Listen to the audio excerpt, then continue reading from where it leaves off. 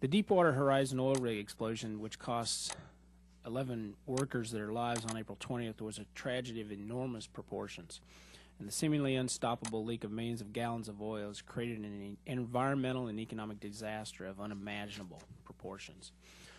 Let us all remember that this catastrophe is not the first to befall this region in recent years. Hurricanes Katrina and Ike, the 2008 energy crisis, and the recession each brought new layers of devastation to the Gulf, devastation that families and businesses are still working to overcome.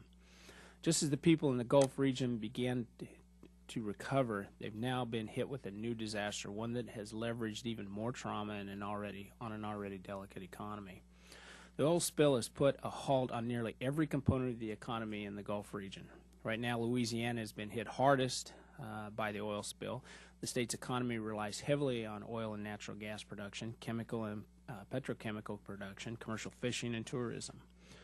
Louisiana contains about 10% of all the known U.S. oil reserves, and it's the country's third largest producer of petroleum and has impressive reserves of natural gas, producing approximately 1/4 of all the U.S. supply of natural gas. The state's commercial fishing industry is responsible for about 25% of all the seafood landed in America, and its tourism industry employs over 87,000 workers. Travelers spend an estimated $5.2 million in the state each year, and sadly the oil spill has effectively shut down each of these segments of the state's economy.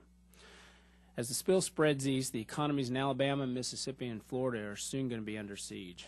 Florida's tourism industry, which is responsible for 80 million visitors each year, could be particularly devastated by the oil spill, and this industry brings more than $60 billion in taxable sales revenue and employs in excess of 1 million Floridians.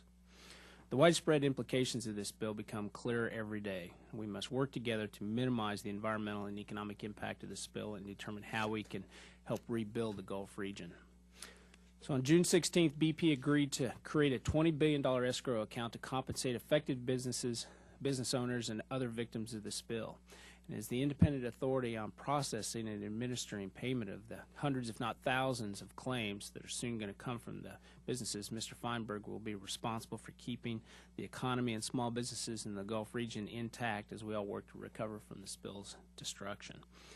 Mr. Feinberger, I look forward to your testimony today with a special interest in how you're going to ensure the claims processed are orchestrated efficiently and fairly for small businesses. And I'm sure you're already well aware of the critical role such entrepreneurs play in America's economy, and I expect that they will receive adequate compensation so they can survive yet another disaster in the Gulf and come out stronger on the other side. With that, Madam Chair, I appreciate again you calling this hearing. Thank you.